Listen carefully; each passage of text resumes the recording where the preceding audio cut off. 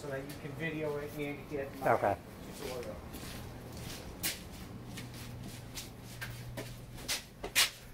Okay, so this is the interlock switch. This switch does not allow the main breaker and the generator to be in the on position at the same time. Right now, the main is on and the generator is off. If you notice, I can't push it past this bracket. Okay. Okay. Now, what you want to do is you want to start your generator and plug it into the receptacle outside. Okay. Yep. You know, the order of operations doesn't matter because it's foolproof, where at no point can we become in contact with the power. Start the generator, plug it in.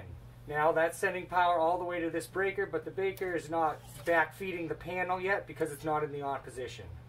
Okay?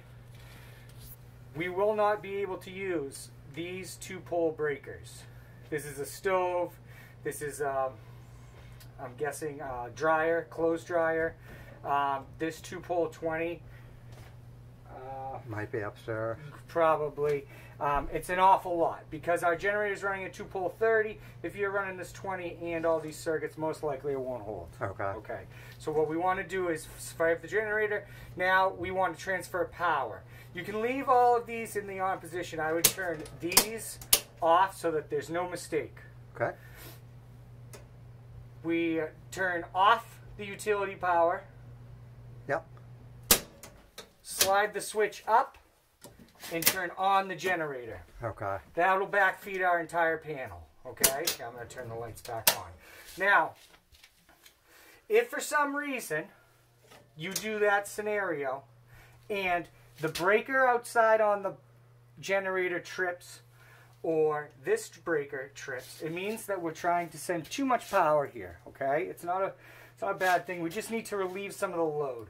So we go down to all these breakers, put them in the off position, transfer power again, okay, after resetting the breaker out on the panel, on the generator, transfer power again, and then turn on the circuits that are priority. Okay. So I would say, like, you know, basement lights right out the gate so you can see what you're doing. And then, you know, fridge, heating system. Most of the time, if you come upon the house and the power's been off for an awful long time, everything will call at once. You know, the heater will call, the fridges will call, and that sometimes inrush current may cause it to trip out on that generator. Yeah. So sometimes it's nice to let it kind of build up. But I think you'll be surprised. Most of the 100 amp services that I do, you know, it's like the more LEDs, the better. It's less load, you know what I mean? So you'll be surprised. I think you might be surprised coming down here and setting it up and turning it on right out the gate. I think you'll find that it'll all hold. Okay. Okay. When you see the street lights come on, you just move this, turn this off, slide this lock down, and then turn your main back on. Okay. And you can do that without stopping the generator. Okay. This switch isolates everything so that they don't come in contact. There's no, I mean, there's you know, generator use preferred set of instructions from the company that created this, but you can do it in any order and it doesn't hurt anything. Okay? So again, I can, without touching this setup now, you know, the power goes off, I can turn that on, I can plug it in, and it won't damage Nothing will come into contact because the power's getting to this breaker, but not getting to these breakers because of this switch. Okay. Okay? And so what was that breaker used for before? This breaker? Yeah. Everything has been relocated. You notice that there's new numbers here. Okay? Okay. Because no two tandems can go next to each other in this particular panel. Yeah. All right? Without a GE breaker on either side. So you'll find that the new breaker locations are listed here so that you can bring up to speed your legend that seems to be hanging from needs to be here. totally, Okay. So here's the tricky part. Since we don't know, I didn't map it in advance, you didn't map it in advance, These, I've forgotten what they're called, but they're illegal. Technically illegal. Yes, so we shouldn't be putting these things in here, and that's why I was able to do this, because I needed to move them around. 2 of these, if you put 3 of them in a row, Yeah. they do not like it, okay? Because this breaker is a lot wider than the standard GE breaker that came with it. Now, this GE 30 amp breaker needed to go here because the breaker that I brought, Yeah. the handle can swing for the full distance and these be on at the same time, because see how far over Yeah.